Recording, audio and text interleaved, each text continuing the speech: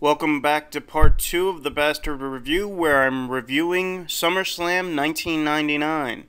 Next up is Kane and X-Pac versus Undertaker and Big Show for the tag team titles. X-Pac must have felt greatly out of place here with three giants around him.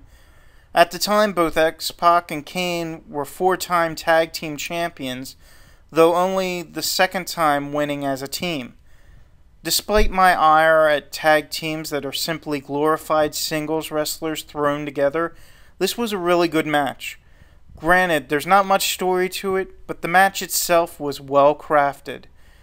Not much else to say here. I'm giving this a 7 out of 10. Jesse confronts Steve Austin about the rules of the title match, but Austin ignores him. Billy Gunn comes down with the mystery guest, who turns out to be a nameless fat woman. Real classy, WWF. Speaking as a hefty guy, I don't mind jokes being made at my expense when I'm making them, but for someone else to use me as the butt of their joke, that isn't cool, regardless of the dollar amount they offer me. The match pitting Billy Gunn against The Rock was a kiss-my-ass match, where the loser would have to kiss the ass of their opponent, but Billy announces that the loser would kiss the ass of the woman he brought out. Both men have a decent amount of recent history with each other, so the pairing makes sense, but honestly, The Rock deserves something a little more high profile. Perhaps they were attempting to bring Billy up the ladder, but this just proved he wasn't main event caliber. The end was not surprising, and it had a really stupid and degrading stipulation. But it was an okay match. Therefore, it's getting a merciful 5 out of 10. Seriously, The Rock should be ashamed he was part of this match. This is what gives wrestling a bad name. Finally, we come to the main event, and boy is it convoluted. Are you ready? Big breath.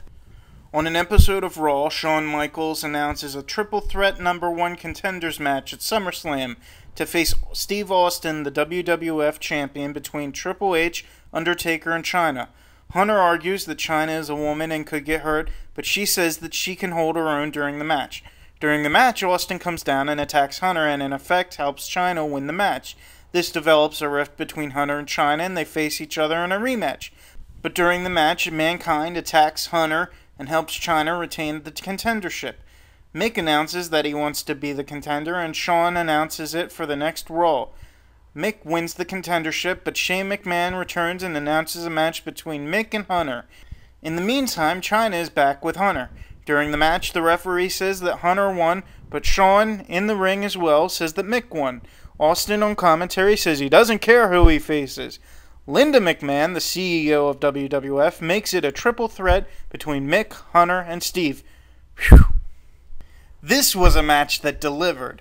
Hunter and Steve are master wrestlers, and while Mick might not be technically sound in the squared circle, his enthusiasm for doing something over the top and insane while crafting a sound story is appreciated and welcomed with open arms.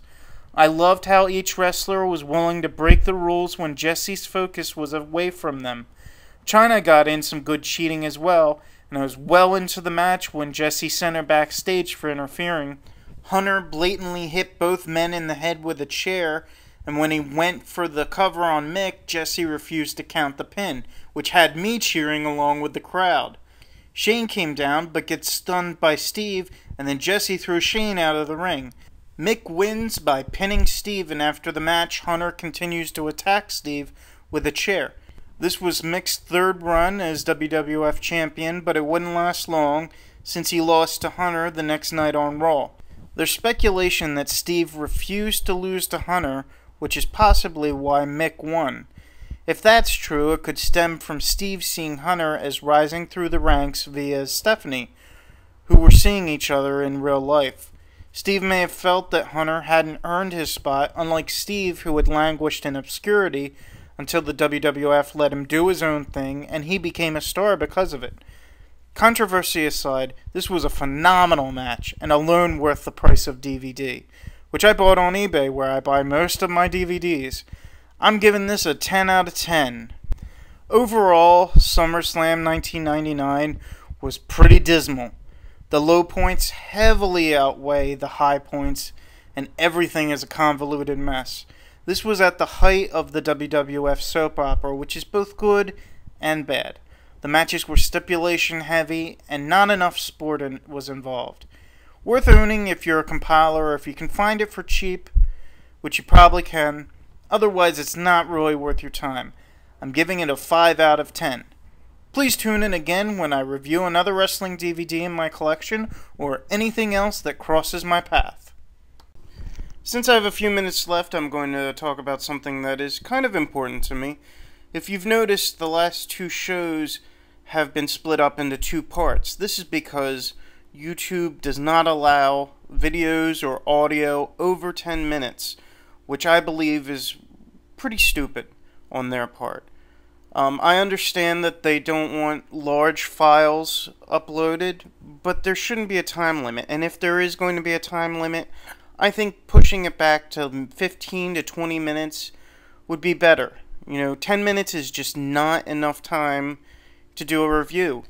I had originally done this in 1 part, and it was just over 13 minutes.